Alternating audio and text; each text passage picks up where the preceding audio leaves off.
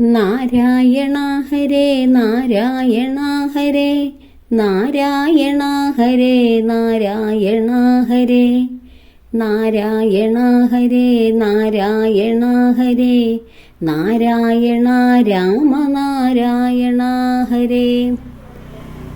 ഹരേ രാമ. ഇന്ന് നമുക്ക് ശ്രീരാമായണം 25-ാം ഭാഗം വ്യാഖ്യാനം കേൾക്കാം.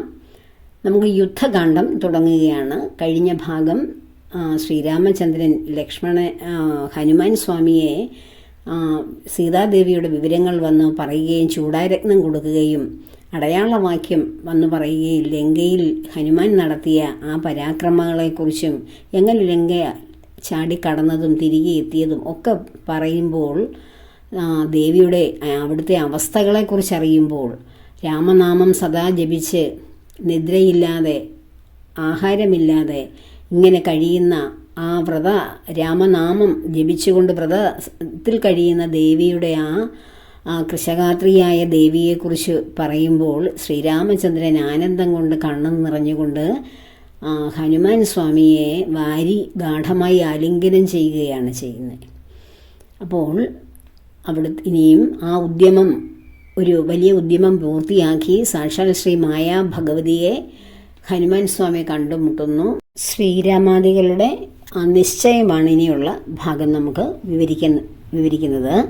അങ്ങനെ ദേവകളാലും അസാധ്യമായുള്ള കാര്യം കേവലനായ ഒരു വാനര നേതാവായ മാരുതി, അതായത് ഹനുമാൻ സ്വാമി ചെയ്തത് ഓർക്കുമ്പോൾ അത് ചിത്തത്തിൽ നിരൂപിക്കുമ്പോൾ ഇത്രയും ശതയോജന 100 യോജന സമുദ്രം, ഒരു യോജന എന്ന് വെച്ചാൽ ഏകദേശം 15 കിലോമീറ്ററോളമാണ്.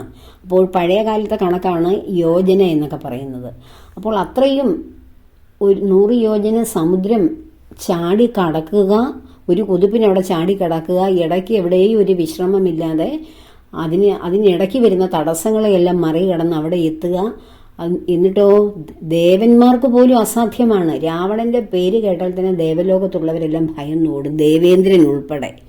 അപ്പോൾ ദേവന്മാർക്കും മഹർഷീശ്വരന്മാർക്കും ആർക്കും സാധ്യമല്ലാത്ത കാര്യമാണ് ആ ലങ്കയിൽ, സുവർണ നഗരിയായ ലങ്കയിലേക്ക് കടക്കുക എന്നുള്ളത്. രാവണന്റെ പേര് കേൾക്കുന്ന മാത്രയിൽ തന്നെ എല്ലാവരും ജീവനും കൊണ്ട് പായും. അപ്പോൾ അങ്ങനെയുള്ള സ്ഥലത്ത് ഒരു കേവലം ഒരു വാനരനായ ഹനുമാൻ സ്വാമി അവിടെ ചെല്ലുകയും അത്രയുമൊക്കെ നാശനഷ്ടങ്ങൾ അവിടെ വരുത്തുകയും ദേവിയെ കണ്ട് വിവരം വന്ന് പറയുകയും ഒക്കെ ചെയ്യുന്നത് ദേവന്മാർക്കും അല്ലെ ദേവഗണങ്ങൾക്ക് പോലും അസാധ്യമായ കാര്യമാണ് കേവലം ഹനുമാൻ സ്വാമി ചെയ്തത് എന്ന് ശ്രീരാമചന്ദ്രൻ ചിന്തിക്കുകയാണ്. അത് പറയുകയാണ്. അങ്ങനെ ലങ്കയെ ചുട്ടുപൊട്ടിച്ചതും അതെല്ലാം വിസ്മയമായിട്ടുള്ള കാര്യമാണ്. ഇങ്ങനെയുള്ള ഒരു ഭൃത്യനെ കിട്ടുന്നത് തന്നെ ഏറ്റവും വലിയ രക്ഷയാണ് ഓരോ രാജാവിനും അല്ലെങ്കിൽ ഓരോരുത്തർക്കും. അത് കാരണം സൂര്യവംശത്തെയും എന്നെയും ലക്ഷ്മണനെയും അതുപോലെ തന്നെ മിത്രാത്മജനായ സുഗ്രീവനെയും എല്ലാവരുടെയും കീർത്തി വർദ്ധിപ്പിച്ചു. മൈഥിലിയെ കണ്ടുവന്നത് കാരണം ആ വാതാത്മജൻ പരിപാലിച്ച അതായത് വാതാത്മജനായ ഹനുമാൻ മൈഥിലിയെ കണ്ടുവന്നത് വളരെ എല്ലാവരുടെയും കീർത്തി വർദ്ധിപ്പിക്കുന്ന കാര്യം തന്നെയാണെന്ന് ശ്രീരാമചന്ദ്രൻ പറയുകയാണ്. ആ സമുദ്രത്തിൽ എന്തൊക്കെ ആണ് ഉള്ളത്, ഈ സമുദ്രമൊക്കെ നമ്മളിനി എങ്ങനെ മറികടക്കും? ഇപ്പോൾ ഹനുമാൻ ഇതിന് മുകളിലൂടെ ഒരു കുതിപ്പിന് 100 യോജന ചാടി. പക്ഷേ ഈ വരുന്ന യുദ്ധസന്നദ്ധരായി വരുന്ന എല്ലാവരും, അതായത് വാനര സംഘങ്ങളും മറ്റുള്ളവരും എല്ലാവരും എങ്ങനെയാണ് ഇത്രയും വലിയ നക്രവും മകരമത്സ്യങ്ങളും അങ്ങനെയുള്ള മകരചക്രാദി പരിപൂർണമായിട്ട് ഉള്ള ഉഗ്രമായ സമുദ്രം എങ്ങനെ കടന്നു പോകും? രാവണനെ പടയോട് ഒടുക്കി ഞാൻ ദേവിയെ ഇനി എന്ന് ഞാൻ കാണും ദൈവമേ എന്ന് ശ്രീരാമചന്ദ്രൻ വിഷമിക്കുകയാണ്. ഇത്രയും ദുരിതങ്ങളൊക്കെ കടത്തി ഞാൻ അവിടെ ചെന്ന് അയാളെയും രാക്ഷസ സൈന്യങ്ങളെയും ഒക്കെ ഞാൻ ഇനി എന്ന് നിഗ്രഹിച്ചിട്ടാണ് ദേവിയെ കാണുന്നത്? ദേവി ഇങ്ങനെ ഇരുന്ന് വിലപിക്കുകയും ഉറങ്ങാതെ ഇരിക്കുകയും ആഹാര നീഹാരാദികളില്ലാതെ തപസ്സനുഷ്ഠിക്കുകയും ചെയ്യുകയാണ് ദേവി അവിടെ ഇരുന്ന്. അത് കേട്ടപ്പോൾ എത്രയും വേഗം ഇപ്പോൾ തന്നെ എനിക്ക് ദേവിയെ പ്രാപ്യമായിരുന്നു എങ്കിലെന്ന് ശ്രീരാമചന്ദ്രൻ മനസ്സിൽ ചിന്തിക്കുന്നതിൻ്റെ വിഷമമാണ്. ഞാൻ ഇനി എന്നാണ് ദേവിയെ ഇതൊക്കെ തരണം ചെയ്ത് കാണുന്നത്? എനിക്കതിന് കഴിയുമോ? ഇവിടെ ശ്രദ്ധിക്കേണ്ട ഒരു തത്വം തന്നെയുണ്ട്. ശ്രീരാമചന്ദ്രൻ മനുഷ്യനായി ഭൂമിയിൽ അവതരിക്കുകയാണ്. അതായത് സാക്ഷാൽ ഭഗവാനാണ് രാമചന്ദ്രപ്രഭുവായിട്ട് അവതരിക്കുന്നത്. അപ്പോൾ ഭൂമിയിലേക്ക് വന്നു കഴിഞ്ഞപ്പോൾ എന്ത് സംഭവിച്ചു? മായ ബാധിച്ച് അവനവൻ്റെ ശക്തി, ഞാൻ ആരാണെന്നുള്ള ബോധം തന്നെ നഷ്ടപ്പെട്ടു പോയി. അതുകൊണ്ടാണ് ഒരു മനുഷ്യനെ പോലെ എനിക്കതിന് സാധ്യമാകുമോ എന്നൊക്കെ ഭഗവാൻ ചിന്തിക്കുന്നത്. അപ്പോൾ സാക്ഷാൽ ഭഗവാന് പോലും മായാബാധിതനായി തനിക്കൊന്നിനും സാധ്യമല്ല എന്ന് തോന്നുമ്പോൾ സാധാരണ മനുഷ്യരായ നമുക്ക് എങ്ങനെ നമ്മുടെ കർമ്മങ്ങളൊക്കെ എനിക്കിത് പറ്റും എന്ന് പറഞ്ഞ് ചെയ്യാൻ കഴിയും? അപ്പോൾ എപ്പോഴും ആത്മീയ പാതയിൽ സഞ്ചരിക്കുമ്പോൾ ഒരു ഗുരുവിനെ ആവശ്യമാണ്. ഹനുമാന് ജാമ്പവാനാകുന്ന ഗുരുവിലൂടെ തൻ്റെ ആത്മബോധത്തെ തിരിച്ചറിയാൻ കഴിഞ്ഞതുപോലെ നമുക്ക് ഓരോരുത്തർക്കും ഒരു ഗുരുവിൻ്റെ സാന്നിധ്യം, നമുക്ക് ഇന്നത് ചെയ്യാൻ കഴിയും, ഇങ്ങനെ ചെയ്താൽ നമുക്ക് എത്തേണ്ട സ്ഥാനങ്ങളിൽ എത്താൻ സാധിക്കും, ചെയ്യേണ്ടതൊക്കെ ചെയ്യാൻ സാധിക്കും എന്നുള്ള ആ ദൗത്യത്തെക്കുറിച്ച് ഓർമ്മപ്പെടുത്തുവാൻ നമുക്ക് ഓരോരുത്തർക്കും ആത്മീയതയിൽ ഒരു ഗുരുക്കന്മാരാവശ്യമാണ്. അതാണ് നമ്മൾ ശ്രീരാമചന്ദ്രൻ്റെയും ഹനുമാൻ സ്വാമിയുടെയൊക്കെ അനുഭവം കൊണ്ട് നമ്മുടെ ജീവിതത്തെ തിരിച്ചറിയേണ്ട കാര്യങ്ങൾ. അപ്പോൾ ഇങ്ങനെ രാമൻ വിശ്രമിക്കുമ്പോൾ സുഗ്രീവൻ പറയുകയാണ്, ഇങ്ങനെയുള്ള ചിന്തയൊന്നും അങ്ങയുടെ മനസ്സിൽ ഉണ്ടാകരുത്. സമുദ്രലംഘനം ചെയ്ത് ലങ്കയെ ഭസ്മമാക്കി രാവണനെ കുലം മുഴുവൻ കൊല ചെയ്തിട്ട് ദേവിയെയും കൊണ്ട് പോരുന്നതുണ്ട് ഞാൻ എന്ന് പറയുകയാണ് സുഗ്രീവൻ. അതൊന്നും അങ്ങ് വിഷമിക്കരുത്. ഇതിനൊന്നും ഇങ്ങനെ ചിന്തയുണ്ടാകരുത്. ഏതുമേ മനസ്സേ ചിന്തയുണ്ടാകുന്നത് കാര്യവിനാശിനി. നമ്മളിങ്ങനെ എനിക്കത് പറ്റുമോ, അല്ലെങ്കിൽ ഞാൻ പോയാൽ ശരിയാകുമോ, ഇങ്ങനെയൊക്കെയുള്ള വിവിധ ചിന്തകൾ വരുന്നത് കാര്യത്തിന് വിനാശം സംഭവിക്കുന്നതിന് കാരണമാകും. എനിക്കിതിന് കഴിയും, ഞാനിതാ ഇറങ്ങിക്കഴിഞ്ഞു എന്ന് ഉടനെ ചിന്തിക്കുക, അല്ലാതെ മറ്റ് ചിന്തകൾ കൊണ്ടുണ്ടാകരുത്. സുഗ്രീവനാണ് ഭഗവാനെ ഇതൊക്കെ ഉപദേശിക്കുന്നത്.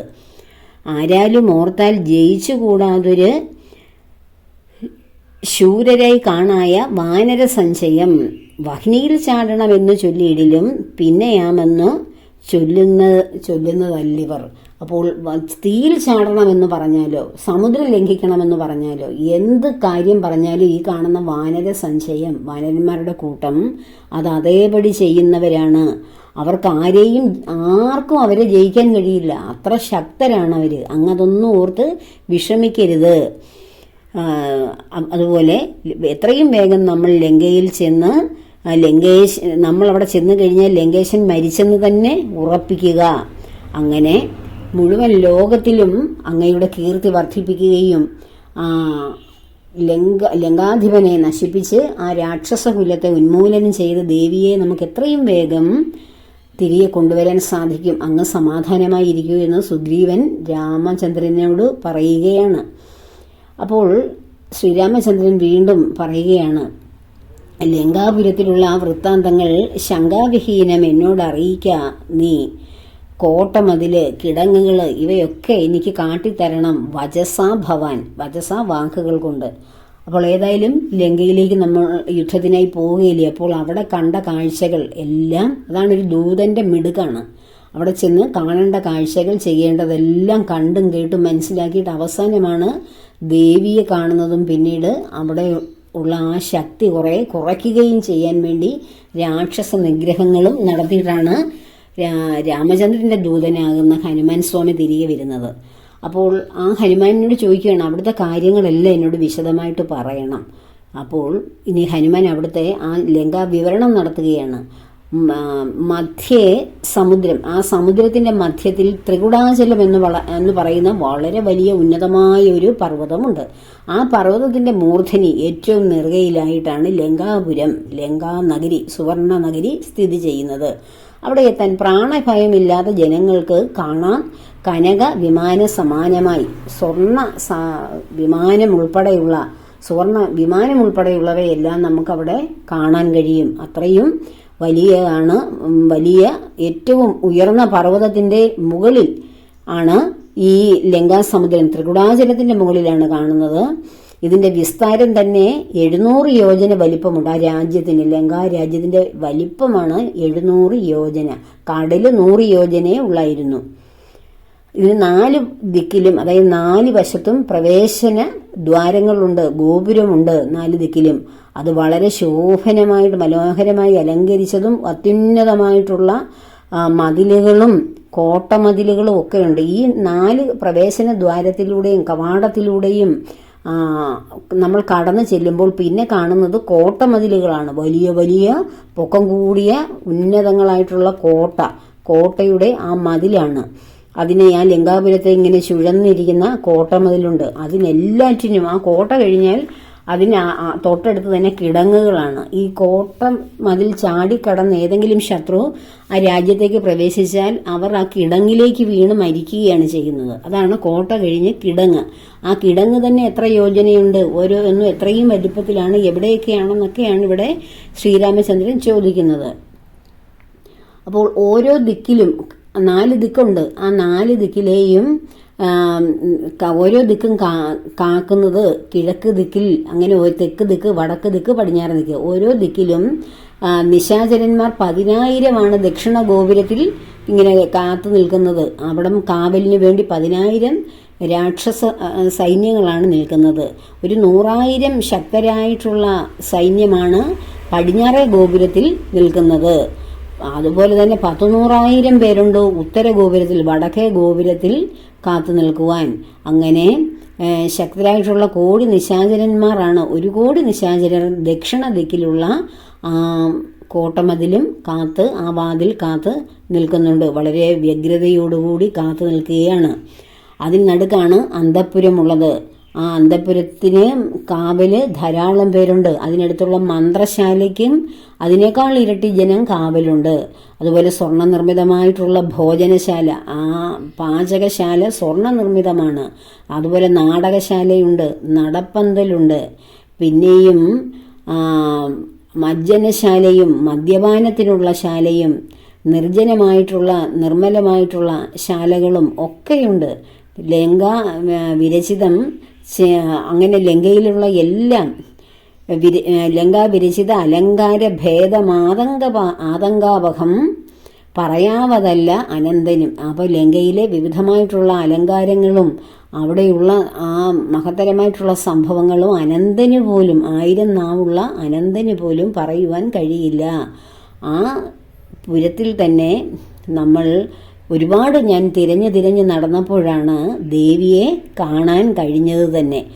അപ്പോൾ ദേവിയെ തിരഞ്ഞ് ധാരാളം സ്ഥലങ്ങളിൽ ഇങ്ങനെ അന്വേഷിച്ചു എങ്കിലും അവസാനം ഹനുമാന്റെ പിതാവായ വായു ഭഗവാൻ ഇങ്ങനെ ഒരു വഴി കാണിച്ചു കൊടുക്കുകയാണ്. ദേവി ഇരിക്കുന്ന ആ ശിംശുഭ മരച്ചുവട്, അശോകവനിയൊക്കെ. അങ്ങനെ കാറ്റടിച്ച് ആ വഴിയിലേക്ക് പോകുമ്പോൾ ആ കാറ്റിന് പിന്നാലെ പോയിട്ടാണ് അവസാനം ദേവിയെ കണ്ടുപിടിക്കുന്നത്.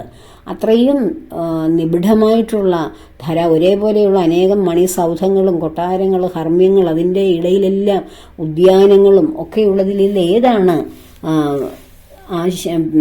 അശോകവനി ഒന്നും ഹനുമാന് കണ്ടുപിടിക്കാൻ കഴിയാഞ്ഞപ്പോൾ വായു ഭഗവാനാണ് അതെല്ലാം കാട്ടിക്കൊടുക്കുന്നത്. എൻ്റെ പിതാവിൻ്റെ നിയോഗേനയാണ് ഞാൻ ചെന്നപ്പോൾ ദേവിയെ, ആ മനോഹരമായ ദേശത്ത് പത്മജാദേവിയെ കണ്ട് ഞാൻ കൈകൂപ്പിയത്. അപ്പോൾ ഞാൻ അങ്കുലീയം കൊടുത്തു. അതിന് വീണ്ടും ഒന്നുകൂടെ വിശദീകരിക്കുകയാണ് ഭഗവാനോട്. അപ്പോൾ ചൂടാരത്നം അതിന് പകരം വാങ്ങി അടയാളവാക്യവും കേട്ടുകൊണ്ട് ഞാൻ ദേവിയെ വണങ്ങി തിരിച്ചു പുറപ്പെട്ടു. അപ്പോൾ പിന്നെ ഞാനൊരു അല്പം അവിവേകമൊക്കെ കാട്ടിപ്പോയി. അവിടെ ദേവി ഇരുന്നതിന് തൊട്ടടുത്തുള്ള ആരാമം, ഉദ്യാനമെല്ലാം ഞാൻ തകർത്തു. അത് കാക്കുന്ന വീരന്മാരെയൊക്കെ ഞാൻ ക്ഷണേന നിമിഷങ്ങൾ കൊണ്ട് കൊന്നൊടുക്കി. രക്ഷോവരാത്മജനാകിയ ആ ബാലകൻ, അതായത് രക്ഷോവരൻ്റെ രാവണ രാക്ഷസന്റെ മകനായ അക്ഷകുമാരനെയും എനിക്ക് കൊല്ലേണ്ടി വന്നു. അപ്പോൾ അങ്ങനെ ഞാൻ എന്ന് വേണ്ട, ചുരുക്കി പറഞ്ഞാൽ ലങ്കാപുരത്തിലുള്ള 4/1 സൈന്യത്തെ ഞാൻ വേഗേന തന്നെ നഷ്ടമാക്കി. അതിനുശേഷം ദശമുഖനെ കാണുവാൻ വേണ്ടി ചെന്നു. അപ്പോൾ അതെല്ലാം ആ കാര്യങ്ങളെല്ലാം ദശമുഖൻ ഈ കാര്യങ്ങളെല്ലാം അറിഞ്ഞു. ഞാൻ അറിഞ്ഞപ്പോൾ എന്നെ പിടിച്ചു കെട്ടി ദശമുഖന്റെ മുന്നിൽ കൊണ്ടുവന്നു. ഞാൻ അവൻ്റെ മുന്നിൽ കുറച്ച് നല്ല കാര്യങ്ങളെല്ലാം പറഞ്ഞു, നിനക്ക് രക്ഷ വേണമെങ്കിൽ സീതാദേവിയെ രാമചന്ദ്രന്റെ മുന്നിൽ കൊണ്ടു കൊടുക്കൂ എന്നൊക്കെ ഞാൻ ഉപദേശിച്ചു കൊടുത്തു. പക്ഷേ രാവണൻ വളരെ കോപത്തോടുകൂടി ഭൃത്യന്മാരോട് പറയുകയാണ്, എന്നെ വൈകാതെ തന്നെ കൊന്നുകളയണമെന്ന്. അപ്പോൾ അവർ കൊല്ലുവാൻ വന്നവരോട് വിഭീഷണനാണ് അനുജനായ വിഭീഷണൻ വളരെ ആദരവോടുകൂടി ജ്യേഷ്ഠനോട് പറഞ്ഞു, ആരും ദൂതന്മാരെ കൊല്ലാറില്ല, അത് രാജധർമ്മങ്ങൾ അറിയാതെ അങ്ങനെ അങ്ങ് രാജധർമ്മത്തെ ഒന്നും കളങ്കപ്പെടുത്താൻ പാടില്ല എന്ന് പറഞ്ഞപ്പോൾ ദശാനനൻ എൻ്റെ വാലിന് അഗ്നി കൊളുത്തുവാൻ എണ്ണയൊക്കെ എടുത്ത് വാലിൻ്റെ പുച്ഛത്തിൽ തുണി കെട്ടി അഗ്നിക്കിരയാക്കി.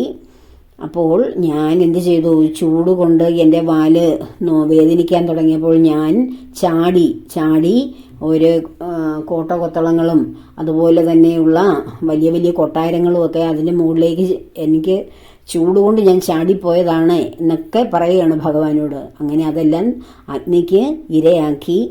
അങ്ങനെ ലങ്കാപുരം വളരെ വേഗം തന്നെ അതിൻ്റെ ഒരു 1/3 ഭാഗവും അഗ്നിക്കിരയാക്കി. അങ്ങയുടെ പ്രസാദം കൊണ്ടാണ് ഇതെല്ലാം നടന്നത്. ഇനിയും ഒരു കാലവിളംബവും കാലതാമസം ഉണ്ടാകാൻ പാടില്ല. പെട്ടെന്ന് തന്നെ നമ്മൾ അവിടേക്ക് പോകണം.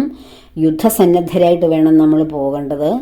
നമുക്ക് അസംഖ്യമായിട്ടുള്ള മഹാകവികുല സേനകളുണ്ട്.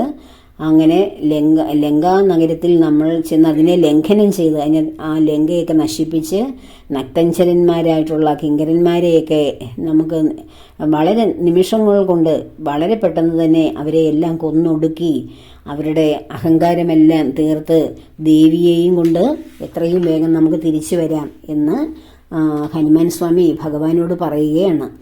അപ്പോൾ അഞ്ജനാനന്ദനൻ്റെ ഈ വാക്കുകൾ കേട്ടപ്പോൾ ഭഗവാൻ സുഗ്രീവനോടും മറ്റുള്ളവരോടും പറയുകയാണ്, എങ്കിൽ നമുക്ക് യുദ്ധത്തിനുള്ള യാത്ര ഇപ്പോൾ തന്നെ ആരംഭിക്കാം. ഇത് വിജയമുഹൂർത്തത്തിനുള്ള നല്ലൊരു സമയമാണ്. ഇന്ന് ഉത്രം നക്ഷത്രമാണ്. എൻ്റെ വലത് കണ്ണ് തുടിക്കുകയും ചെയ്യുന്നു. നമുക്ക് വിജയം ഉറപ്പായിട്ടും ഉണ്ടാകാം. അപ്പോൾ തന്നെ എഴുത്തച്ഛൻ പറഞ്ഞിരിക്കുന്നു, രാക്ഷസന്മാരുടെ പ്രധാന നക്ഷത്രം മൂലമാണെന്ന്. അപ്പോൾ ഉത്രം നക്ഷത്രത്തിൽ എന്ത് തുടങ്ങിയാലും വിജയിക്കുമെന്നാണ് ഇവിടെ ഭഗവാൻ പറയുന്നത്. അങ്ങനെ നമ്മൾക്ക് എല്ലാ ലക്ഷണങ്ങളും വളരെ നന്നായിട്ടുണ്ട്. നമുക്ക് ദക്ഷിണ നേത്രം എൻ്റേത് സ്ഫുരിക്കുന്നത് കൊണ്ട് എല്ലാ ലക്ഷണങ്ങളും നന്നായി വരും എന്ന് ഭഗവാൻ ഇവിടെ പറയുകയാണ്. അപ്പോൾ ഇനി എല്ലാ സൈന്യങ്ങളെയും ഇനിയും ആരെങ്കിലും ഉണ്ടെങ്കിൽ അവരെ എല്ലാം കൂടി വിളിച്ചു വരുത്തുക. സൈന്യാധിപനായ നീലൻ, ആ നീലനാണ് സൈന്യത്തിൻ്റെ അധിപൻ. മഹാബലനായ നീലൻ വേണം മുൻഭാഗത്ത് നടക്കേണ്ടത്. നടുഭാഗവും ഇരുഭാഗവും പിൻപടയും പരിപാലിച്ചുകൊണ്ട് വൻപന്മാരായ വാനരന്മാരെ നിയോഗിക്കണം. രംഭൻ, പ്രഥമൻ അങ്ങനെ പ്രമുഖരായിട്ടുള്ളവരെല്ലാവരും മുമ്പിൽ നടക്കണം. ഞാൻ മാരുതിയുടെ കണ്ഠത്തിലേറി, അതായത് ഹനുമാന്റെ കഴുത്തിലേറി ഞാൻ വരും. അതിന് പുറകിലായിട്ട് സുമിത്രാത്മജൻ അംഗദന്റെ തോളിൽ ഏറി വരണം. പിന്നെ എന്നെ എപ്പോഴും പിരിയാതെ സുഗ്രീവൻ എന്നോട് അരികിൽ തന്നെ ഉണ്ടാകണം യുദ്ധത്തിന് നമ്മളിങ്ങനെ പോകുന്ന അവസരത്തിൽ. അതുപോലെ വീരന്മാരായിട്ടുള്ള നീലൻ, ഗജൻ, ഗവയൻ, ഗവാക്ഷൻ, ബലി, ശൂലി സമാനന മൈന്ദൻ, വിവദൻ, പങ്കജ സംഭവ സൂനു, സുഷേണൻ, തുങ്കൻ, നളൻ, ശതബലി, താരൻ ചൊല്ലുള്ള വാനര നായകന്മാരോടും ചൊല്ലുവാൻ ആപതല്ലാതൊരു സൈന്യവും കൂടെ പുറപ്പെടുക, ഏതുമേ വൈകരുത്. ആടലുണ്ടാകരുത് ആർക്കും വഴിക്കെടു. നമ്മുടെ ഈ പോകുന്ന യാത്രാമധ്യേ ആർക്കും ഒരു ദുഃഖമുണ്ടാകരുത്. ഇങ്ങനെ ആ യാത്രയെക്കുറിച്ചിങ്ങനെ യുദ്ധയാത്രയെക്കുറിച്ച് ഭഗവാനെല്ലാം ചിട്ടപ്പെടുത്തുകയാണ്. അങ്ങനെ ആകാശമണ്ഡലെ വിളങ്ങുന്ന ആ ഭാസ്കരദേവനെയും ആകാശമണ്ഡലത്തിൽ വിളങ്ങുന്ന സൂര്യഭഗവാനെ പോലെയും നക്ഷത്രങ്ങളുടെ ഇടയിൽ വിളങ്ങുന്ന ചന്ദ്രനെ പോലെയും ഈ വാനരന്മാരുടെ ഇടയിൽ ശ്രീരാമചന്ദ്രൻ ഇങ്ങനെ വിളങ്ങി പ്രകാശിച്ചു നിൽക്കുന്നു. അപ്പോൾ ഈ യുദ്ധത്തിന് വേണ്ടി സൈന്യങ്ങൾ വളരെ സന്തോഷത്തോടെ, സാധാരണ യുദ്ധത്തിന് പോകുമ്പോൾ വിഷമമല്ലേ തോന്നുന്നേ, ഇവിടെ ആർത്ത് വിളിച്ച് ശ്രീരാമജയവും ലക്ഷ്മണജയവും എല്ലാം ഇങ്ങനെ ആർത്ത് വിളിച്ച് ബഹളം വെച്ച് വാനരന്മാരില്ലേ, അപ്പോൾ അവരുടെ പ്രത്യേകമായിട്ടുള്ള ഒരു ഒരു ഓട്ടവും ചാട്ടവും ബഹളവും ഒക്കെ വെച്ചുകൊണ്ട് ആ മർക്കട സഞ്ചയം അങ്ങനെ രാത്രിഞ്ചരന്റെ ആ രാജ്യത്തിലേക്ക് ലക്ഷ്യമാക്കി നടന്നു തുടങ്ങി. അവരെല്ലാം വളരെ സന്തോഷത്തോടു കൂടിയിലാണ് അങ്ങനെ നടക്കുന്നത്. രാത്രിയിലൊക്കെ നിറഞ്ഞു പരന്നൊരു വാർധി നടന്നടുക്കുന്നത് പോലെ, ഒരു സമുദ്രം നടന്നടുക്കുന്നത് പോലെയാണ് ഈ വാനര സൈന്യം ഇങ്ങനെ നടന്നടുത്ത് ചെല്ലുന്നത്. അപ്പോൾ ദൂരെ നിന്ന് ലങ്കാധിപൻ നോക്കിക്കഴിഞ്ഞാൽ ഒരു സമുദ്രമാണോ ഈ വരുന്നത് എന്ന് തോന്നും. അങ്ങനെ അതിനുശേഷം മഹേന്ദ്രജലത്തിന് അന്തിയെ അടുത്തേക്ക് ചെന്നതിന് ശേഷം മാരുതിയുടെ ദേശത്തിൽ നിന്ന് ഭഗവാൻ താഴെ ഇറങ്ങി താരയെ കണ്ഠമാർന്ന, അതായത് അംഗദന്റെ കഴുത്തിൽ നിന്നും സൗമിത്രിയും താഴെ ഇറങ്ങി. അങ്ങനെ ഭഗവാനെ എല്ലാവരും വണങ്ങി. എല്ലാ കവി ശ്രേഷ്ഠന്മാരും സൈന്യവും ഭഗവാനെ വണങ്ങിക്കൊണ്ട് ആ വാരിധിയുടെ തീരത്ത് പ്രവേശിച്ച സമയം സന്ധ്യാസമയമായി. സൂര്യൻ പശ്ചിമദിക്കിലേക്ക് എത്തി. അപ്പോൾ സൂര്യാത്മജനോട് ഭഗവാൻ ചോദിക്കുക, നാം ഈ വാരിധിയെ സന്ധ്യാബന്ധനം ചെയ്തിട്ട് എങ്ങനെയാണ് ഇതിന് കടപ്പാനൊരു ഉപായം? വാരിധിയെ എങ്ങനെ നമ്മൾ കടക്കും? അതിന് എന്ത് ചെയ്യും എന്നൊക്കെ ഭഗവാൻ ചോദിക്കുകയാണ്. അവിടെ ശ്രീരാമചന്ദ്രന് വഴികാട്ടിയായിട്ട് ഈ വാനര ശ്രേഷ്ഠന്മാരാണ്. ആ സന്ധ്യാബന്ധനമൊക്കെ കഴിഞ്ഞതിന് ശേഷം പർവ്വതാഗ്രെ രഘുനാഥനും വാനരവൃന്ദവും ആ മകരാലയം കണ്ട് മാനസേ ഭീതി കലർന്നു മരുവിനാർ. അപ്പോൾ നക്രചക്ര ഔഘ ഭയങ്കരമായ ആ ഉഗ്രമായിട്ടുള്ള സമുദ്രം, വരുണാലയം ഭീമനിസ്വനം, വളരെ ഭീതി പരത്തുന്നതാണ് ആ സമുദ്രം. അതിലൂടെ എങ്ങനെ നമ്മൾ അതിലൂടെ കടന്നപ്പുറത്തെത്തും എന്നൊക്കെ ഇങ്ങനെ ചിന്തിച്ചിട്ട് അവരിങ്ങനെ വിഷമിച്ച് ഇങ്ങനെ ആ രാത്രി കഴിച്ചു കൂട്ടുകയാണ്, മനസ്സിലിങ്ങനെ വിഷമിച്ച്. അപ്പോൾ രാത്രി സമയമായപ്പോൾ ഇങ്ങനെ ചന്ദ്രൻ പ്രകാശിക്കുന്നത് കണ്ടപ്പോൾ ചന്ദ്രമുഖിയായ ദേവിയെ ഓർക്കുകയാണ് ഭഗവാൻ. അപ്പോൾ എല്ലാവരും ആ രാത്രി സമയത്ത് ഭഗവാൻ എൻ്റെ സമീപത്ത് വാനരന്മാരെല്ലാം ഒരു അച്ഛൻ്റെ അരികിൽ മക്കളെ എന്ന പോലെ സന്തോഷമായി അവിടെ ഉറങ്ങുകയാണ്. സുരക്ഷിതമായി സമാധാനമായി ഭഗവാൻ ഇങ്ങനെ ദേവിയെ ഓർക്കുകയാണ്. ഇനി എൻ്റെ ദേവിയെ ഞാൻ എപ്പോൾ കാണും, എങ്ങനെ എത്ര സമയം വേണം ഇനി അതിനെന്നൊക്കെ ആലോചിച്ചുകൊണ്ടിരിക്കുന്നു. അങ്ങനെ ഭഗവാൻ ദേവിയെക്കുറിച്ച് ഓർക്കുന്നതിനെക്കുറിച്ച് എഴുത്തച്ഛൻ പറയുകയാണ്, ഒരു ദേഹാഭിമാനം മനുഷ്യനായി മായാമോഹത്തിൽ പെട്ടുകഴിഞ്ഞാൽ ഏവർക്കും സംഭവിക്കും. സാക്ഷാൽ ഭഗവാനും മായയിൽ മുങ്ങി ദേവിയെക്കുറിച്ചോർത്ത് വിഷണ്ണരായി ആ രാത്രി കഴിച്ചു കൂട്ടുകയാണ്. അതിനുശേഷമാണ് രാവണാദികളുടെ ആലോചന. അപ്പോൾ ഭഗവാനും സുഗ്രീവനും ലക്ഷ്മണകുമാരനും ഈ ഒരു വാരിധിയെ പോലെ ഒരു സമുദ്രത്തെ പോലെ കണക്കില്ലാത്ത വിധത്തിലുള്ള വാനര സംഘവും സൈന്യവുമായി യാതൊരു വിഷമവും കൂടാതെ ഒരു തടസ്സവും കൂടാതെ വന്ന് സമുദ്രത്തിന് മറുകരയിൽ എത്തിയിട്ടുണ്ട് എന്ന് അറിഞ്ഞുകൊണ്ട് രാവണനാകെ ഒരു വൈക്ലഭ്യമായി. ഏതായാലും സൈന്യം ഇവിടെ വരെ എത്തി, ഇനി സമുദ്രം ലംഘിച്ച് വന്നു കഴിഞ്ഞാൽ എൻ്റെയും എൻ്റെ വംശത്തിൻ്റെയും കഥ കഴിഞ്ഞു എന്ന് ചിന്തിച്ച് രാവണൻ്റെ ഉള്ളിലൊരു നാണമൊക്കെ ഉണ്ടാകുകയാണ്. എന്നിട്ട് ഈ അവസ്ഥകളൊക്കെ മന്ത്രികളോടൊക്കെ കേൾപ്പിക്കുകയാണ്. മാരുതി ഇവിടെ വന്ന് ചെയ്ത കർമ്മങ്ങൾ എല്ലാവരും അറിഞ്ഞിരിക്കുമല്ലോ, ആർക്കും കടക്കരുതാത്ത ലങ്കയിൽ വന്നാണ് അവൻ അഹങ്കാരത്തോടു കൂടി വന്ന് ജാനകിയെ കണ്ട് സംസാരിച്ചു. അതുകൂടാതെ ഇവിടെ ഉള്ള നട്ടഞ്ചരന്മാരെ എല്ലാം നിഗ്രഹിച്ചു. എൻ്റെ പ്രിയപ്പെട്ട മകനായ അക്ഷകുമാരനെ കൊന്നു, ലങ്കയെല്ലാം ചുട്ടുപൊട്ടിച്ചു, സമുദ്രവും ലംഘനം ചെയ്ത് സങ്കടമെന്നിയെ സ്വസ്ഥനായി അവൻ പോവുകയും ചെയ്തു. ഇത്രയും എല്ലാം ചെയ്തതിന് ശേഷം വീണ്ടും ഇവിടുത്തെ വിവരങ്ങളെല്ലാം മനസ്സിലാക്കിക്കൊണ്ട് തിരികെ വരികയാണ്. രാമനും സൈന്യവും ലക്ഷ്മണനും എല്ലാമായിട്ട് ഇവിടേക്ക് വരാൻ പോകുന്നു. അപ്പോൾ നിങ്ങൾ വളരെ മന്ത്രി വിശാരദന്മാരുടെ വാക്കുകൾ കേട്ടാൽ രാജാവിന് വളരെ ഉചിതമായ തീരുമാനത്തിലെത്താൻ കഴിയും. അപ്പോൾ നിങ്ങൾ എന്താണ് ഇതിനൊക്കെ ഒരു മറുപടി? നിങ്ങളിതെല്ലാം അറിഞ്ഞു കാണുമല്ലോ. അപ്പോൾ നിങ്ങളുടെ അഭിപ്രായങ്ങളൊക്കെ പറയൂ, എന്ത് ചെയ്യണമെന്ന്. അപ്പോൾ ഇതൊക്കെ കേട്ടിട്ട് ധാരാളം മന്ത്രിമാരുണ്ട്, രാക്ഷസ മന്ത്രിമാർ. അവർ എല്ലാവരും രാവണനെ പിന്തുണച്ചുകൊണ്ട് സംസാരിക്കുകയാണ്. ഒരു കേവലം മനുഷ്യനായ ഒരാൾ മറുകര വന്ന് നമ്മുടെ ലങ്കാ നഗരത്തിലേക്ക് ആക്രമിക്കാൻ വരുന്നു എന്ന് കേൾക്കുമ്പോൾ അങ്ങെന്തിനാണ് വിശ്രമിക്കുന്നത്? ഇത് ലോകം മുഴുവൻ ജയിച്ചതാണങ്ങ്. അങ്ങനെയുള്ള അങ്ങ് ഒരു മനുഷ്യൻ വന്ന് യുദ്ധത്തിന് വേണ്ടി വരുന്നു എന്ന് കേട്ടപ്പോൾ എന്തിന് വിഷമിക്കുന്നു? എല്ലാവരും അങ്ങയെ കേട്ട് കാണുകയും കേൾക്കുകയും ചെയ്യുമ്പോൾ ഭയപ്പെടുന്നതില്ല അങ്ങയുടെ നാമം കേട്ടാൽ തന്നെ. അതുപോലെ വിദേശപുത്രനായ, അതായത് സ്വന്തം ജ്യേഷ്ഠനായിട്ടുള്ള വിശ്രവസിനെയും എല്ലാം തോൽപ്പിച്ചല്ലേ ഈ ലങ്കയൊക്കെ സ്വന്തമാക്കിയതും പുഷ്പവിമാനം സ്വന്തമാക്കിയതും. അതുപോലെ തന്നെ ദേവേന്ദ്രനെ പരാജയപ്പെടുത്തിയില്ലയോ? സാക്ഷാൽ ശ്രീ പരമശിവനെ പരാജയപ്പെടുത്തിയതല്ലേ അങ്ങ്? അപ്പോൾ അങ്ങ് എന്തിനൊക്കെ ഭയപ്പെടണം? അപ്പോൾ അതിനൊന്നും അങ്ങ് ഭയപ്പെടേണ്ട യാതൊരു കാര്യവുമില്ല. എന്ത് കാര്യമുണ്ടായാലും വീരരായിട്ടുള്ള നമുക്ക് നാണം തോന്നുന്നു ഈ മർക്കടനായിട്ടുള്ളവൻ ഇവിടെ വന്ന് ഇതൊക്കെ ചെയ്തത്.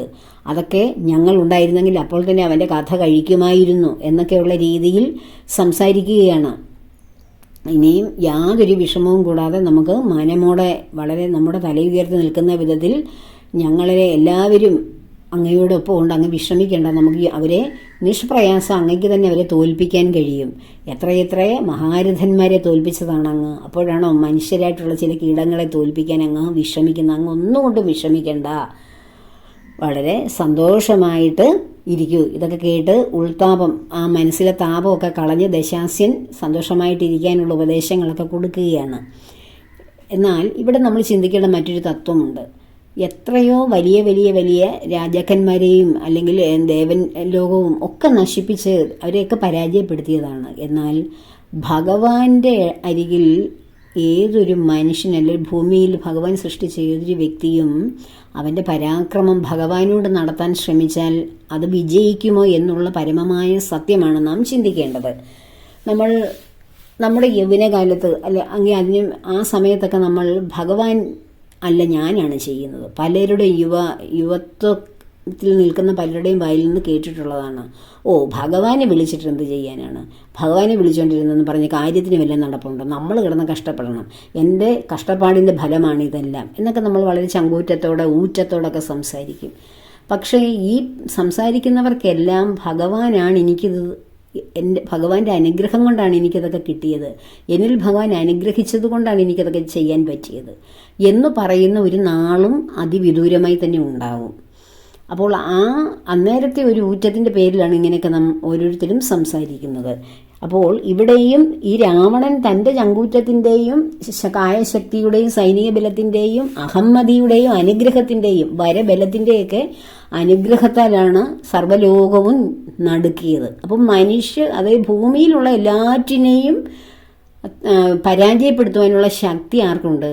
രാവണനുണ്ട്. പക്ഷേ ഭൂമിയെ സൃഷ്ടിച്ച, പ്രപഞ്ചത്തെ സൃഷ്ടിച്ച, രാവണനെ സൃഷ്ടിച്ച ഭഗവാനെ വെല്ലുവിളിക്കുവാനുള്ള ശക്തി ഉണ്ടോ? ഒന്ന് ആലോചിച്ച് നോക്കൂ. ഒരു മനുഷ്യന് അവൻ്റെ ആയുസ് കൊണ്ട് ഭൂമിയിൽ നേടാവുന്ന എല്ലാ സമ്പത്തും ഐശ്വര്യങ്ങളും പ്രതാപങ്ങളും സൗഭാഗ്യങ്ങളൊക്കെ നേടിയെടുക്കാം. പക്ഷേ ഈശ്വരഹിതത്തിന് വിരുദ്ധമായി നിൽക്കാൻ ആർക്കെങ്കിലും കഴിയുമോ? പറ്റില്ല. അതാണ് ഇവിടെ രാവണൻ്റെ ആ പതനം ആരംഭിക്കാൻ പോകുന്നതിനെക്കുറിച്ച് നമ്മൾ ചിന്തിക്കേണ്ടത്. തൻ്റെ മന്ത്രിമാരൊക്കെ പറയുന്നു അങ്ങ് എല്ലാത്തിനെയും, ഈ ഭൂമിയിലുള്ള സർവ്വതിനെ അങ്ങ് തകർത്ത് തരിപ്പണമാക്കിയ ആളാണ്. പക്ഷേ അങ്ങനെയുള്ള ആളാണ് ഒരു മനുഷ്യൻ. അപ്പോൾ മനുഷ്യനായിട്ട് വന്നത് ആരാണെന്ന് ഇവർക്ക് തിരിച്ചറിഞ്ഞു കഴിഞ്ഞാൽ ഇവർ ഭഗവാനോട് ഏറ്റുമുട്ടാൻ ഉപദേശം കൊടുക്കുമോ? അപ്പോൾ അജ്ഞത കൊണ്ടാണ് രാമൻ ആരാണെന്നും സീതാ ഭഗവതി ആരാണെന്നോ ഒന്നും ഇവർക്ക് തിരിച്ചറിയാതെ രാവണനെ ഇങ്ങനെ അനുകൂലിച്ച് സംസാരിക്കുക, അദ്ദേഹത്തിന് സമാധാനം കൊടുക്കുകയൊക്കെ ചെയ്യുന്നത്. ഇങ്ങനെയൊക്കെ കൊടുത്താലും ശരി, രാവണൻ്റെ ഉള്ളിലൊരു വിഷമമുണ്ട്. അവരൊക്കെ ഇങ്ങനെ നമുക്കൊരു ദുരന്തം വന്നു കഴിഞ്ഞാൽ, ദുഃഖം, നമുക്ക് നേരെ ഒരു ആപത്തുണ്ടായി കഴിയുമ്പോൾ അതിനെക്കുറിച്ച് നമ്മുടെ ബന്ധുമിത്രാദികളും പ്രിയപ്പെട്ടവരും ഒക്കെ അഭിപ്രായം പറയുകയും നമ്മെ ആശ്വസിപ്പിക്കുകയൊക്കെ ചെയ്യും. പക്ഷെ അവരവരുടെ പാട് നോക്കി പോകും. അനുഭവിക്കേണ്ടതാരാ? നമ്മൾ തന്നെ. ആ ഒരു തത്വമാണ് ഇവിടെ കുംഭകർണ രാവണ സംഭാഷണത്തിലൂടെ നാം മനസ്സിലാകുന്നത്. അത് വളരെ ഇമ്പോർട്ടൻ്റ് ആയിട്ടുള്ള ഒരു ഭാഗമാണ്. താത്വിക ചിന്തയുടെ, വേദാത്മികതയുടെ ഏറ്റവും ശ്രേഷ്ഠമായ ഒരു ഭാഗമാണ് ഈ കുംഭകർണൻ രാവണന് നൽകുന്ന സന്ദേശം.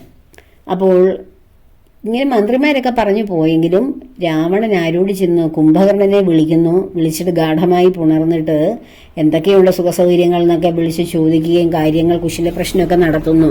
അപ്പോൾ എനിക്ക് എന്തെല്ലാം ആരെല്ലാം ഉണ്ടെങ്കിലും എനിക്ക് യുദ്ധം സമാഗതമാകുന്നു, എന്നെ സഹായിക്കാൻ എൻ്റെ പ്രിയപ്പെട്ടവർ, എൻ്റെ രക്തബന്ധുക്കളൊക്കെ ഉണ്ടാവൂ, ഈ ഉപദേശം തന്നവരൊന്നും കാണില്ല എന്നുള്ള ആ രക്തബന്ധുക്കൾ തമ്മിലുള്ള ആ ഹൃദയബന്ധവും കൂടിയാണ് ഇവിടെ കാണിച്ചു തരുന്നത്. അങ്ങനെ കുംഭകർണനെ വിളിച്ചിട്ട് ഇങ്ങനെ പറയുകയാണ്, ഞാനിങ്ങനെ ഒരു യുദ്ധത്തിൻ്റെ ഒരു വക്കിൽ നിൽക്കുകയാണ്. ശ്രീരാമചന്ദ്രൻ ഇപ്പോൾ യുദ്ധത്തിന് പടയുമായി സൈന്യവുമായി വരും, അതിൽ യാതൊരു സംശയവുമില്ല. അപ്പോൾ ഇത് കേട്ടിട്ട് കുംഭകർണൻ എനിക്കതുകൊണ്ട് ആകെ വിഷമമാണ്, പേടിയാണ് എന്നൊക്കെ പറയുകയാണ്. അപ്പോൾ രാവണൻ എത്ര ശക്തനാണെങ്കിലും രാവണൻ്റെ ഉള്ളിലും എന്തുണ്ട്? ഭയമുണ്ട്. അപ്പോൾ കാരണം ഏതൊരു മനുഷ്യനായിട്ടല്ല, ഭൂമിയിലൊരു ജീവിയായിട്ട് ജനിക്കുന്ന ഏതൊരാൾക്കും ഭയം വരും. ഭയമില്ലാത്തത് ആർക്കാണ്? ഇതെല്ലാം വലിയ തത്വങ്ങളാണ് ഇതിലൂടെ മനസ്സിലാക്കുന്നത്. ഈ ഭയമില്ലാത്തത് പിന്നെ ആർക്കാണ്? ഒരാൾക്കേ ഉള്ളൂ ഭയമില്ലാത്തത്, ഒന്നിനെയും ഭയക്കണ്ടാത്ത ആൾ. ആരാണത്? ഭഗവാൻ. ബാക്കിയെല്ലാം ഭയത്തിന് അടിമകളാണ്. ഭയപ്പെടണം, അടിമകളെന്നല്ല, ഭയപ്പെടേണ്ടവർ തന്നെയാണ്. അതുകൊണ്ടാണ് കുംഭകർണനോട് പറയാണ് എനിക്കതിൽ ഭയമുണ്ട്. അപ്പോൾ കുംഭകർണൻ പറയുകയാണ്, എനിക്ക് ഭീതിയുണ്ടോ എന്ന് പറയുമ്പോൾ പറയുന്നു, ജീവിച്ചു ഭൂമിയിൽ വാഴുക എന്നതിൽ മമ ദേവത്വമാശ കിട്ടുന്നതും നല്ലത്. ഭൂമിയിൽ ജീവിക്കുവാൻ കുറച്ച് ഈശ്വര കാര്യങ്ങൾ അറിഞ്ഞിരിക്കുന്നത് വളരെ നല്ലതാണ്. അങ്ങക്ക് ഒരുപാട് അനുഗ്രഹമൊക്കെ കിട്ടിയതല്ലേ. അപ്പോൾ ഈ കുംഭകർണൻ എന്ന് പറയുന്ന തമോ ഗുണപ്രധാനം, നമ്മളിരിക്കുന്ന തമോ ഗുണത്തിൻ്റെ പ്രതിനിധിയാണ്. നമ്മൾ തന്നെയാണ്, നമ്മൾ ഉറങ്ങുകയും അലസമായി നടക്കുകയും ചെയ്യുമ്പോൾ നമ്മിൽ തന്നെയാണ് കുംഭകർണൻ പ്രവർത്തിക്കുന്നത്. നാം സർവ്വസമയവും ആഗ്രഹങ്ങളുടെയും കർമ്മങ്ങളുടെയും, പിന്നെ ആഗ്രഹം വരുമ്പോഴാണ് കർമ്മങ്ങൾ ഉണ്ടാകുന്നത്. ആഗ്രഹമൊന്നും ഇല്ലെങ്കിലും കർമ്മങ്ങൾ ഉണ്ടാകും. ഉണ്ടാകുന്ന നമുക്ക് ചെയ്യേണ്ട കർമ്മങ്ങൾ നമുക്ക് ഒരു ആഗ്രഹവുമില്ല, നിസ്സംഗമായി എല്ലാം ഭഗവാന്റെ പാദങ്ങളിൽ സമർപ്പിച്ച് ചെയ്യുകയാണ്. എങ്കിലും നമുക്ക് കർമ്മമില്ലേ? നാം ഉണർന്നു കഴിഞ്ഞാൽ ഉറങ്ങുന്നവരെയും കർമ്മമുണ്ട്. അപ്പോൾ ആ കർമ്മം ചെയ്യേണ്ട അവസ്ഥയിൽ നമുക്ക് കിട്ടുന്നത് രജോ ഗുണമാണ്. പക്ഷെ കർമ്മം സാത്വികമായിട്ട് ചെയ്താൽ സാത്വിക ഗുണമാണ് നമ്മൾ വർദ്ധിക്കുന്നത്. അപ്പോൾ രജോ ഗുണപ്രധാനമായിട്ടുള്ള കർമ്മങ്ങൾ, അതായത് മറ്റുള്ളവർക്ക് നമ്മൾ നിരന്തരം ചെയ്യുന്ന കർമ്മങ്ങളും നമ്മുടെ ജീവന ഉപാധികൾക്കും ആഗ്രഹ പൂർത്തീകരണത്തിന് വേണ്ടിയുള്ള കർമ്മങ്ങൾ ചെയ്യുന്നു. പിന്നീട് തിന്മകളും നന്മകളും നിറഞ്ഞ ഒത്തിരി കർമ്മങ്ങളൊക്കെ ചെയ്യുമ്പോൾ നമ്മൾ രാവണനായി മാറുകയാണ് ചെയ്യുന്നത്. ആ രാവണന്റെ കർമ്മമാണ് നമ്മളിലിരിക്കുന്ന നിത്യജീവിതത്തിൽ നാം ചെയ്യുന്ന കർമ്മങ്ങൾ. അപ്പോൾ രാവണനും നമ്മിൽ തന്നെയുണ്ട് രജോ ഗുണമായിട്ട്. സാത്വികനായ വിഭീഷണനും നമ്മിൽ തന്നെയുണ്ട്. ആ വിഭീഷണനാണ് നമ്മൾ ഈശ്വര ചിന്തയിലൂടെ ആത്മസാക്ഷാത്കാരത്തിന് വേണ്ടി ആരുടെയും ഒന്നിനെയും ആശ്രയിക്കാതെ ഒരു തടസ്സത്തെയും വകവയ്ക്കാതെ മുന്നോട്ട് പോകുന്ന നമ്മുടെ ഏകാന്തമായ ആത്മചൈതന്യത്തിനുള്ള ആഗ്രഹം, ജിജ്ഞാസ, കുതിപ്പ് ഒക്കെയാണ് വിഭീഷണൻ. അപ്പോൾ വിഭീഷണനും നമ്മിലുണ്ട്, കുംഭകർണനും ഉണ്ട്, രാവണനും നമ്മിൽ തന്നെയുണ്ട്. അപ്പോൾ ആ തമോ ഗുണപ്രധാനിയായ കുംഭകർണൻ രാക്ഷസകുലത്തിൽ ജനിച്ചു, തമോ ഗുണപ്രധാനിയാണ്. എങ്കിലും അദ്ദേഹം ആരാണ്? ബ്രഹ്മദേവനെ ധ്യാനിച്ചാണ് ഈ വരം നിദ്രാവത്വം കിട്ടുന്നത്. അപ്പോൾ അദ്ദേഹത്തിന്റെ നാവിൽ വികട സരസ്വതി വിളയാടിയാണ് നിദ്ര വേണമെന്നുള്ള വരം മേടിക്കുന്നത്. പക്ഷെ അദ്ദേഹവും ഏത് കുലത്തിൽ ജനിച്ചാൽ എന്താണ്? പക്ഷേ അദ്ദേഹം ആധ്യാത്മിക ജ്ഞാനം, ഈശ്വരജ്ഞാനം, തത്വം അറിയാവുന്ന ആളാണ്. അപ്പോൾ കുലമല്ല ആത്മവിചാരത്തിനുള്ള പദ്ധതി, ആ കുലത്തെയും മഹിമയൊന്നുമല്ല എന്നാണ് അവിടെ വീണ്ടും പറയുന്നത്. നമുക്കത് രാമായണത്തിലൂടെ ശബരിയുടെയൊക്കെ ഉദാഹരണം, അതുപോലെ തന്നെ നമ്മൾ ആ ഗുഹൻ, ശബരി, ഇതെല്ലാം ഭഗവത് ഭക്തന്മാരാണ്. ഇങ്ങനെ ധാരാളം പേരുണ്ട്. അപ്പോൾ അവിടെ ഒരു ജാതിയോ മതമോ കുലമോ ഒന്നുമല്ല ഈശ്വരാരാധനയ്ക്കോ അല്ലെങ്കിൽ ആത്മസാക്ഷാത്കാരത്തിനുമുള്ള പദ്ധതികളെന്ന് തിരിച്ചറിയുക കുംഭകർണനിലൂടെയും. കുംഭകർണൻ എന്തുമാത്രം ഉപദേശമാണ് കൊടുക്കുന്നത് എല്ലാം. അതുപോലെ ശ്രീരാമൻ മഹാവിഷ്ണുവാണ്, നാരായണനാണ്, സീതയാകുന്നത് ലക്ഷ്മി ഭഗവതിയാണ്. അത് ദേവി ജനിച്ചത് തന്നെ അങ്ങയുടെ നാശത്തിന് വേണ്ടിയാണ്. അത് അങ്ങ് മനസ്സിലാക്കുക. ദേഹം നിമിത്തം, ദേഹം കൊണ്ടുള്ള, അതായത് ശരീരം കൊണ്ടുള്ള മോഹം കൊണ്ടാണ് ഇങ്ങനെയൊക്കെ ഓരോ കാര്യങ്ങളിൽ നമ്മൾ ചെന്ന് വീഴുന്നത്. അത് അഗ്നിയെ കണ്ട് മോഹിച്ച് അഗ്നിയിൽ വീണ് മരിച്ചു പോകുന്ന ശലഭങ്ങൾ പോലെയാണ് മായാമോഹങ്ങളിൽപ്പെട്ട് നാം ഓരോരോ കർമ്മങ്ങൾ ചെയ്തിട്ട് അതിലൂടെ അനുഭവിക്കുന്ന ദുഃഖങ്ങളും മരണവും എല്ലാം എന്ന് കുംഭകർണൻ ഉപദേശിച്ചു കൊടുക്കുകയാണ്. അതുകൊണ്ട് ജാനകിയെ കണ്ട് മോഹിക്കുക കാരണം പ്രാണവിനാശം ഭവാനും അകപ്പെടും. അത് നമുക്കിതൊന്നും നല്ലതല്ലെന്നുള്ളത് നമ്മൾ ഉള്ളിൽ അറിഞ്ഞ് പ്രവർത്തിച്ചാൽ, ഇത് തെറ്റാണ് ഞാൻ ഈ ചെയ്യുന്നത് എന്ന് മനസ്സിലാക്കിയാൽ അതിൽ നമുക്കത് മുന്നോട്ട് കൊണ്ടുപോകാൻ കഴിയും. നല്ല രീതിയിൽ നമ്മുടെ ജന്മം മുന്നോട്ട് കൊണ്ടുപോകാൻ കഴിയും. നമുക്ക് പിന്നെ ഈ തിന്മയായ കർമ്മങ്ങളെല്ലാം മുൻജന്മത്തിലെ വാസന കൊണ്ട് നടക്കുന്നതാണ്. അതാർക്കും നീക്കാൻ കഴിയില്ല. അപ്പം രാവണൻ ചെയ്യുന്ന തിന്മകൾ മുഴുവൻ ഒരുപാട് വരങ്ങളുടെ അനുഗ്രഹം മേടിച്ചു, ഒരുപാട് സിദ്ധി വിശേഷങ്ങളെല്ലാം ഉണ്ട്. പക്ഷേയും ചെയ്യുന്ന വാസന, സ്ത്രീകളെ കണ്ടാൽ ഉപദ്രവിക്കുക, അവരുടെ ഇഷ്ടം കൂടാതെ അവരെ സ്വന്തമാക്കുക, പിടിച്ചുകൊണ്ടുവരിക, അങ്ങനെ സ്വാർത്ഥികളായിട്ടുള്ള ധർമ്മപത്നിമാരായിട്ടുള്ള പതിവ്രത രത്നങ്ങളായിട്ടുള്ള ധാരാളം സ്ത്രീകളുടെ ഹൃദയത്തിന്റെ തേങ്ങലുകളും മാനസിക വിഷമങ്ങളും ഒക്കെ ആ ലങ്കാ നഗരിയെ ചുട്ടുപൊള്ളിക്കുന്ന വിധത്തിൽ ഇങ്ങനെ നിറഞ്ഞു നിൽക്കുമ്പോഴാണ് ആ അശുദ്ധമായ ആ ലങ്കയെ ശുദ്ധീകരിക്കാനാണ് അവിടെ അഗ്നിയെ ജ്വലിപ്പിച്ച് നമ്മുടെ ഹനുമാൻ സ്വാമി അതിനെ ശുദ്ധമാക്കിയത്. ആ ലങ്കാദഹനത്തിന് പിന്നിലും വലിയ തത്വമാണുള്ളത്. അശുദ്ധി, ഭഗവാൻ ചെല്ലുന്നതിന് മുമ്പ് അശുദ്ധമായ ആ ലങ്കയെ ശുദ്ധമാക്കുകയാണ്. അഗ്നിക്ക് എല്ലാറ്റിനെയും പവിത്രമാക്കാൻ സാധിക്കുകയുള്ളൂ. അപ്പോൾ ഇങ്ങനെ ധാരാളം പറയുകയാണ്, കുംഭകർണൻ ഉപദേശം കൊടുക്കുകയാണ്. വിജ്ഞാനമുണ്ടായിട്ടും അജ്ഞാനികളെ പോലെ ചെയ്യുന്നതൊന്നും ശരിയായ കാര്യമല്ല. അങ്ങ് കാട്ടിയതെല്ലാം വളരെ അപമാനം നിറഞ്ഞതാണ്. അത് അങ്ങയ്ക്ക് മാത്രമല്ല, നമ്മുടെ ഈ നാട്ടിലുള്ളവർക്കും നമ്മുടെ വംശത്തിന് തന്നെയും നാശമായി മാറുമെന്ന് യാതൊരു സംശയമില്ല. വളരെ ഉറപ്പാണ് അതിന്. ഞാൻ അതിനിനി രാമനെയും മറ്റ് വാനരന്മാരെയും ഒക്കെ ഒടുക്കുവാൻ, ഇനി ഞാൻ ഇതൊക്കെ പറഞ്ഞു എന്ന് കരുതി അങ്ങ് വിഷമിക്കണ്ട. ഞാൻ രാമനെയും മറ്റ് വാനരന്മാരെയൊക്കെ അങ്ങയ്ക്ക് വേണ്ടി ഞാനിത് ചെയ്യും. കാരണം നമ്മുടെ കുലം നിലനിൽക്കുവാനും എൻ്റെ സഹോദരനോടുള്ള കടമയും ഞാൻ ചെയ്യും. ഞാൻ പിന്നെ അങ്ങയെ ഗുണദോഷം പറഞ്ഞു തന്നേ ഉള്ളൂ. അതിനുശേഷം ഞാൻ അവരെയൊക്കെ കൊന്നുകൊടുക്കുക. എന്നിട്ട് അതിനുശേഷം ജാനകി ദേവിയെ അങ്ങ് അനുഭവിക്കൂ എന്നൊക്കെ പറയുകയാണ്. രാവണനെ പോലെ തന്നെ കുംഭകർണനും അറിയാം. രാവണന്റെ നിർദ്ദേശമനുസരിച്ച് രാവണന്റെയും കുലത്തിന്റെയും രക്ഷയ്ക്ക് വേണ്ടി കുംഭകർണൻ ശ്രീരാമചന്ദ്രനുമായി ഏറ്റുമുട്ടിയാൽ ഒരുപക്ഷെ കുംഭകർണനും മരിക്കുമെന്നുള്ളത് നന്നായിട്ടറിയാം. അപ്പോൾ ദേഹത്തിന് അന്തരം വന്നുപോ മുന്നമേ മോഹിച്ചതാഹന്ത സാധിച്ചു കൊള്ളുക. ദേഹം നശിച്ചു പോകുന്നതിന് മുമ്പ് ദേവിയെ വേണമെന്നുള്ള ആഗ്രഹം നീ സാധിച്ചോളൂ എന്നൊക്കെ പറഞ്ഞു കൊടുക്കുകയാണ്. ഇന്ദ്രിയങ്ങൾക്ക് വശനാം പുരുഷന് വന്നിടും ആപത്ത് നിർണയം ഓർത്ത് കാണുക. ഇന്ദ്രിയ നിഗ്രഹമുള്ള പുരുഷന് വന്നുകൂടും നിജ സൗഖ്യങ്ങൾ ഒക്കവേ. അതൊരു വേദാന്തവാക്യമാണ്. എല്ലായിടവും ചില്ലിട്ട് സൂക്ഷിക്കാൻ പറ്റുന്ന ഒരു വലിയ മഹത്തരമായ സന്ദേശമാണത്.